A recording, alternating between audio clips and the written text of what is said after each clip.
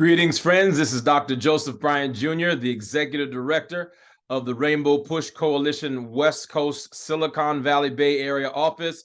And all I can say is, wow, what an amazing 8th annual PUSHTECH Diversity, Equity, and Inclusion Conference we had last week. We are so grateful for the incredible vision of Reverend Jesse Lewis Jackson and how he was able to navigate opening doors, providing pipelines and access to opportunity in Silicon Valley. And we are standing on his shoulders. We are building in his honor, and we are continuing to see impact because of his voice and vision for the Valley.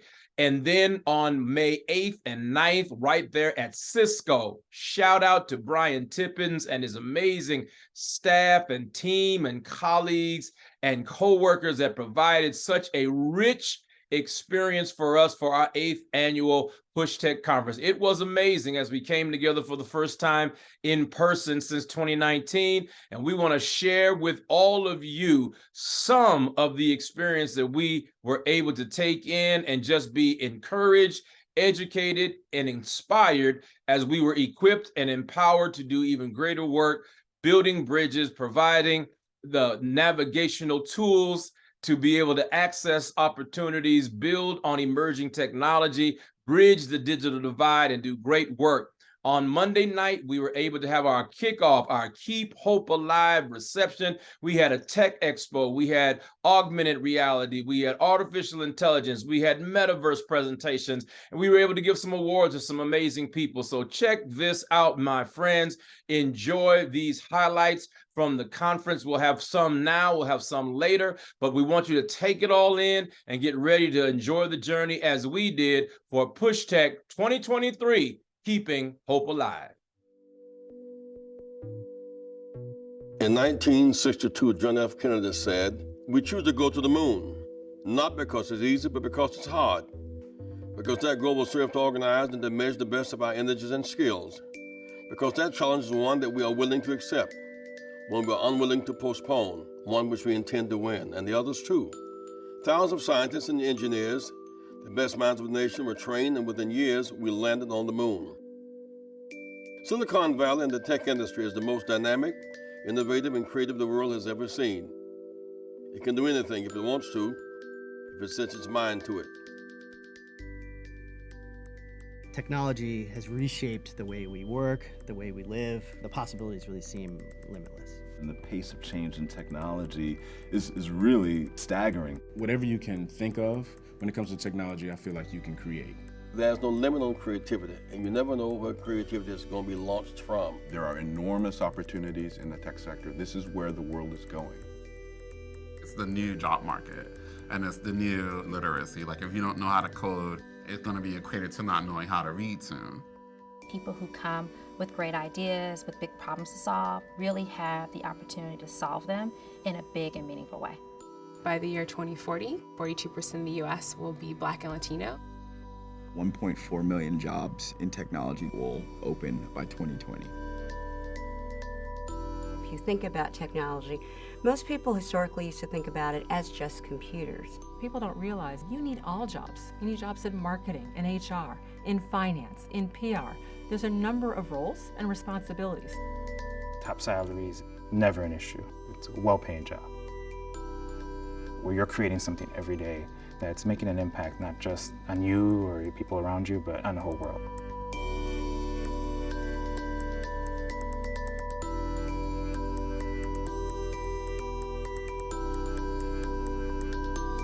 There's a lot of folks in the room who have been told for whatever reasons that technology is not a safe place for them. Young people of color are incredibly technology savvy. There seems to be this gap, between sort of, I use the technology, I master the smartphone, and then translating that into a career. Having technology be more pervasive in education will help give more students more opportunity to actually enter into it.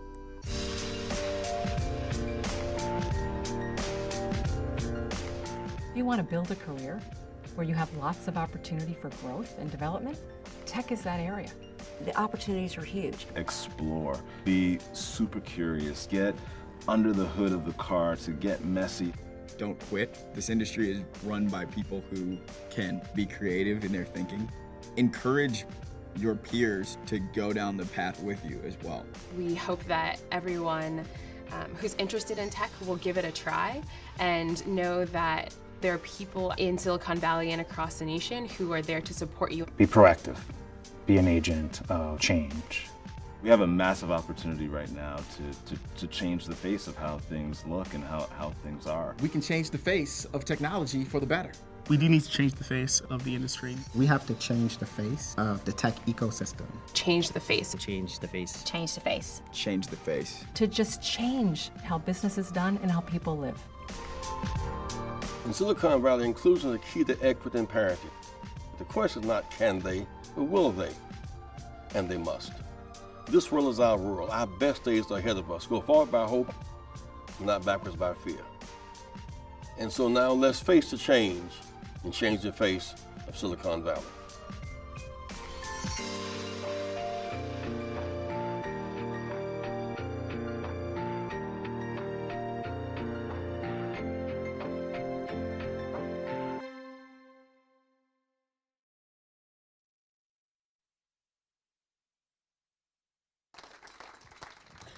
I am Joseph Bryant Jr., the Executive Director of our West Coast Work and PUSHTECH and Silicon Valley office, and it is a joy to be here. And we want to thank our amazing host, Cisco. They've already rolled out the red carpet for us. Haven't we had a wonderful evening already? Cisco's done an amazing job. And we're going to have a great night. This is going to be a very, very special night for a lot of reasons, not just because it's the first time gathering together. Since the pandemic, the last time we had an in-person event was 2019.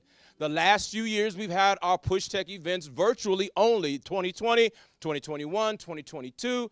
But here we are back in living color, masks off, looking good, healthy, strong, and happy to be here. I need you to do something really quick because you know, even though I am leading this work, I still am a gospel preacher. So I need you to turn to your neighbor and say, neighbor, you look good tonight.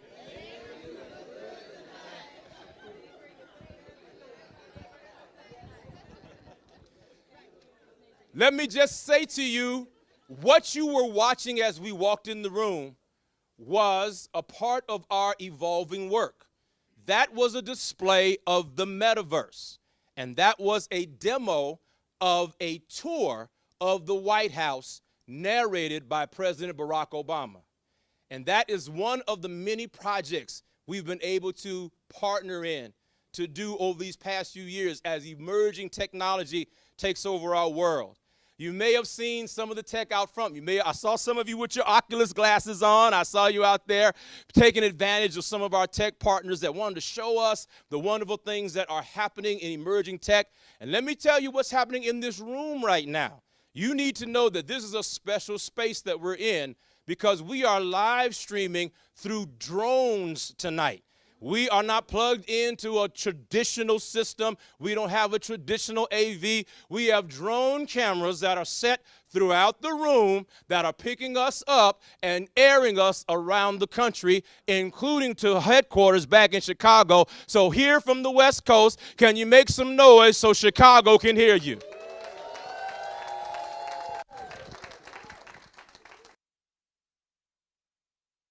For all of you being here. And before we move forward, let me just say a particular word of thanks on behalf of Reverend Jackson. He has been such a champion in so many of our lives. So many of us have stories, and throughout tonight, we're all going to touch on those stories about Reverend Jackson. As you all know, for the past 6+ years, he's been battling Parkinson's. And when I say battling, I mean battling. He is not letting that disease slow him down or stop him from doing the work. But every now and then the doctor slows him down and tells him that this week is not a week you need to do too much because we want you to be in optimum health. So Reverend Jackson, you're watching us right now from headquarters, and this room is a room of Keep Hope Alive advocates who love you so much. Can you all say, we love you, Reverend Jackson? We love you, Reverend Jackson. Make some noise for Reverend Jesse Lewis Jackson. Thank you so much. Listen, I'm so thankful for meeting you. And the conversations we've had over the years. He's been one of most outstanding virtual speakers. I mean, he has just killed it every year, and I'm just grateful for that. And hearing about your leadership, you're considered an advisor to venture capitalists and venture capital organizations. You're considered an ecosystem strategist and leader. You are considered a policy change agent and leader. All these things are now, you can Google them all you want, and you will see these consistently listed. And all of those things in one package as you do all of that because you want to help other people. Talk about how you got to this place and you're using your platform in that way. Well, thank you. And first, great to see you, and thank you so much, Pastor Bryant. And I want to thank my mentor and really icon of my life, Reverend Jackson. So much of what I do is because of him. I was blessed to grow up with him. So I was in many meetings with him, and I saw him open up Toyota Motors to black ownership of dealerships. I saw him take on the telecom companies. I saw him open up so much black wealth that it changed everything. Right. So, I'm from Berkeley, 5 generations. My family migrated west in the late 1800s and made it over there for a better life. It was a brutal fight. We fought along the way. It's very dangerous. And we got to Berkeley, and we got involved. And my grandfather was the first black realtor in California and was responsible for bringing many people into Berkeley and West Oakland and to Richmond and even to L.A. And one thing he taught, my mother and her sisters, one of which you may know, Roscoe Dellums, Ron's wife, my uncle, was that the key to making it is to go against the program. And the program for us has always been to work for free. My. Come on. That's what it is. We were brought here for one reason and one reason alone. That's right. To work for free. Come on. So your job, your number one job, is to get paid. Say that again. They didn't hear you in the back. Yeah. Your number one job is to get paid. And so my mother went on and became an activist. We traveled the country, and we went from neighborhood to neighborhood, from Chicago to Atlanta to D.C. to Baltimore to Hartford, Connecticut, Detroit. We stayed in all these public housing places while she organized people as a Black Panther. And I saw it with my own eyes. Right. This is what it is. These people are generations of landless people turned loose, no resources, and denied access to resources. Right. So, from there, I ended up in Chicago, and that's where I spent time with Jesse Jackson. And one thing he said to me, I was graduating high school. I said, what am I going to do? And he said these words. He said, what would you do if you could do anything? Wow. And I thought about it. I didn't know what to say. He said, think about it, Benny. Think about it, Benny. And I still think about it. And everything I do now is about fulfilling those words, because we are in the age of manifestation. We can make anything happen. Right. And my job is to fulfill the promises I made to him and my family and all of our families, is to use whatever powers I have to open the doors and use whatever I got, whatever's here, so that we can get in and create a better life for our families. Come on now. Come on. Yeah. It's so wonderful to hear how Reverend Jackson impacted your life at such an early point, and now you get to come literally full circle, as we talked in our first few interviews with you, and how Reverend Jackson's work in this space is significant to you, especially as you carve your own path and you're doing all these wonderful, every time we talk, you're starting a new business or you're opening up some other opportunity. Talk about your passion for what the tech industry gives us as it relates to access to opportunities, access to capital, and access to economic stability. Precisely. So technology is important. And first off, I want to say, it may seem like a remote thing to you, but we are all technologists. Ever since the cotton gin got us off the fields, we've embraced technology. Come on. So African Americans are the most early adopter group in the country, from remote controls to beepers, cordless phones, internet, Facebook, Twitter. It goes on and on and on. Metaverse, and now AI. Right. So we are the people of reinvention. We came here with no name, no language. Yeah. We invented ourselves, and we still are. So it's our birthright to own technology, Because it is ours. Can you say that again? It is our birthright. Repeat after him. To own technology. That's what I'm talking about. Yeah, Good stuff. it's Good not stuff. foreign. Yeah, yeah. These are our tools to extend our reach. So technology is great because it allows you to have a rapid delta, a great advance quickly. That's why it's so powerful.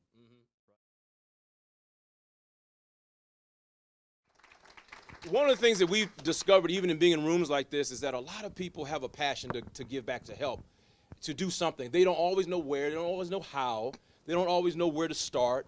And so just from your experience, how can some of the folks in the room, again, this is a family gathering, how can we begin to think about where we pour some of our energy, resources? I mean, you start off with a Facebook post. All of us, you know, I mean, I'm hoping everybody's moved to IG by now. If you haven't, make that transition. Or do both. Just do something. Because if you want to keep up with anybody, you know, that's under 25, you got to be on IG. But the reality is, you know, it doesn't take much oftentimes to have that kind of impact. What can we do? What can we begin to think about? What can some of our leaders in the room, some of our executives in the room, community advocates, what can we begin to think about and how we can do our part, even in supporting you? Because we want to support programs like this, don't we? Yeah. All right, all right. So a couple of things. First and foremost, shameless plug. Mark your calendar. You know, October 7th, last year, I took about 125 people to Inglenook Winery in Napa, and we had our end of the year fundraiser. We have a couple of people that were in the room that I will point out later that you can talk to and find out about their experience. But it was Thank you. All right, got a shout out right there. Wonderful event. And it's a fundraiser to give you some exposure to the work that we're doing. We have corporate sponsors. We also take, you know, individual donations. I look at it this way. I also started out early on supporting President Obama's first run for office. And the way that President Obama revolutionized fundraising was that small dollar amounts make a big difference if there are a number of people that are contributing. That's right. So you could raise millions of dollars if you had 1 million friends. That's right. So I got into networking for the sole reason of I used to walk home every day from school when my mom was at work. I said, wouldn't it be great if I knew enough people that I'm walking on the street that somebody recognizes me and give me a ride? That's how I started I started networking in 7th grade with that. That was the thing. So now I think I might get a ride, you know, if I'm in the East Bay now, you know what I'm saying? But so it's that network. So many hands make light work. That's right. And so, you know, you can go to thesocialengineer.org. The name for my organization, you think of social engineering, you think about stealing passwords and doing things bad online. It actually comes from a quote from Charles Hamilton Houston. Come on. He laid down the groundwork from the Brown versus Board of Education cases. He said, a lawyer is either a social engineer or a parasite on society. My. So although you don't have to be an engineer or a scientist for the quote to really make sense, we look at it as you're either part of the problem or part of the solution. Kevin Nichols, everybody, come on. Thank you, brother. Thank you. Thank you so much. You wanted to help educate us a little bit, and we're going to see a metaverse video from some of our Push Excel program in a minute, but I wanted the expert to come talk first a little bit. How would you describe the metaverse to someone who's just hearing about it for the first time? So I don't know. Did you all see Jeopardy a couple weeks ago? So on Jeopardy a couple weeks ago, the metaverse was the final clue. They said, what is the term that is about to describe like the upcoming technology, so much so that one of the big companies has changed their name? Right. Nobody got nobody got the answer. So for all of you who are thinking, oh my gosh, this term is saturated, it's everywhere, the answer to anybody who calls on your name and you're like, what's the answer? You're like, metaverse. The answer is metaverse. There's chief metaverse officers out there now. The term isn't actually that saturated because 0 people on Jeopardy actually got the final answer. Wow. So what is the metaverse? Today you look at the internet. In the future, you will be part of it. You will be experiencing it. For us, the defining quality of the metaverse is presence. And that really breaks open like a whole bunch of new opportunities and possibilities of defining like what does it mean to break down physical barriers that have faced us for so long. Across so much of the tech evolution, and there have been a whole bunch of evolutions along the way. So if you think about it, we've evolved from PCs to mobile and from sending text to photos to video. In our minds, we're about to move from having these mobile devices to new forms of cloud computing devices. Those will probably look like some form factor of either glasses on your face or another form of physical form factor. That sounds wild and crazy to a lot of us. To your children, it's not crazy. Right. That is the future. So what is the internet that's going to support all of those Internet of Things and those glasses? It's the metaverse. You can call it whatever you want, but it's just the next generation of the internet. It's going to be what supports those physical form factors that will make connecting so much more present and meaningful. It's really about the presence. One of the things that I observed, even as we started doing the White House tour with President Obama, you know, we've been able to brag about that and talk about that a lot. But it's like a 3D experience that you get to engage with, right? That's a pretty decent description of it. That's right. So if you think about like a lot of the experiences you have on the internet today, they invite you to something. So if you are shopping for clothes, you can look at it and maybe like pick something from either Amazon or your favorite shop online. If you go to, let's say you want to like play a game online, you sort of can look at it. What if in the future you were shopping online and you could try the clothes on before they actually got to you? Wow. Any ladies in here want to try on their clothes at their house? I don't know, but like for me, that would be incredible. What if you were shopping for real estate and you could actually like, we're starting to see some of those 3D tours already, but what if you could like see that space before you actually, like, what if you could tour that space without leaving your house? For people with disabilities, for people who have physical ways that you can't travel, these are going to break open ways that have been barriers in the past for a lot of different communities.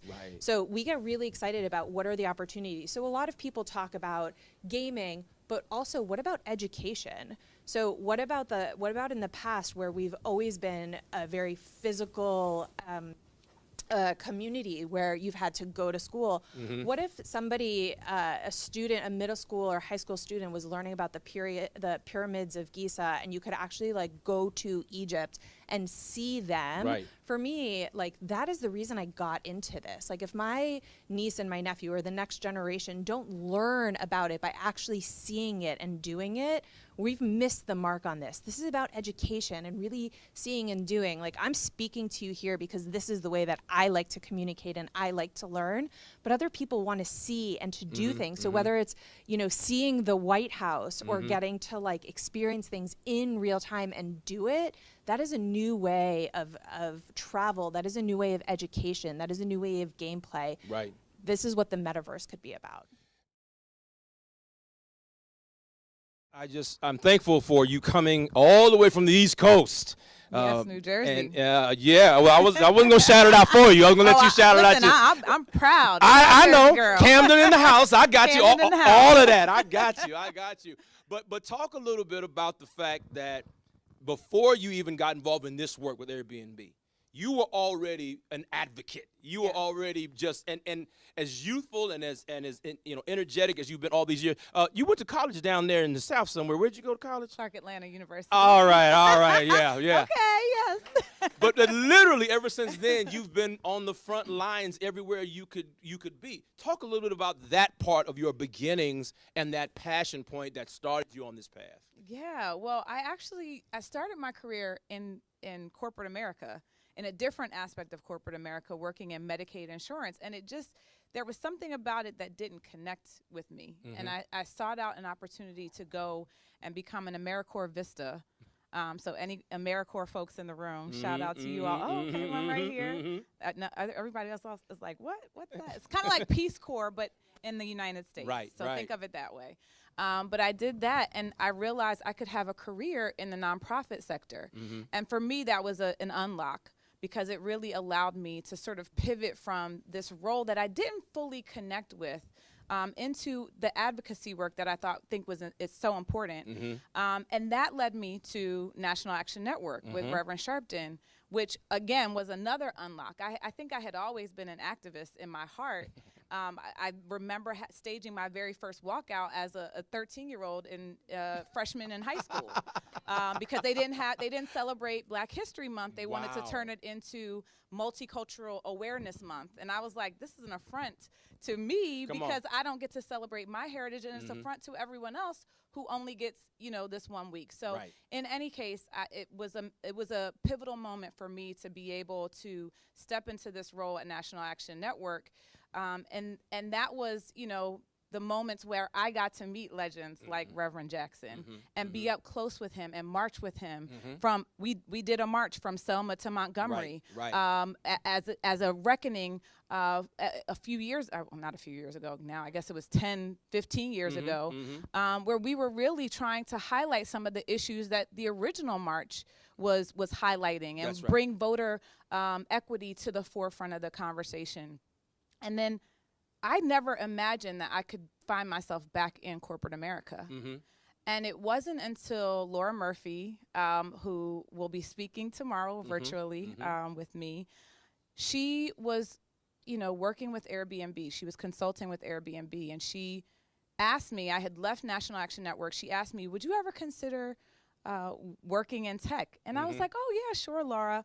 But in the back of my mind, it was kind of like, I don't see myself in tech. I don't see a place for me to exist. This activist, I had at the time was working on the Women's March, the original Women's March.